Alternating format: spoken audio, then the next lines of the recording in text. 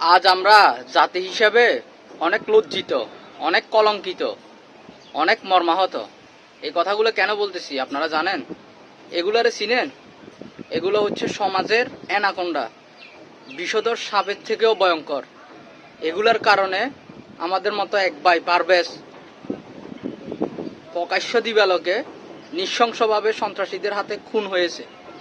এর তীব্র প্রতিবাদ জানাই এবং কি প্রকাশ্য দিবালোকে এই দোনোটার ফাঁসি চাই এবং এর সাথে যারা জড়িত আছে সবাইকে দৃষ্টান্তমূলক শাস্তির দাবি জানাচ্ছি। কেন জানেন? সমাজে দিন দিন এভাবে নৃশংসতা, হত্যাকাণ্ডের হার বেড়ে যাচ্ছে।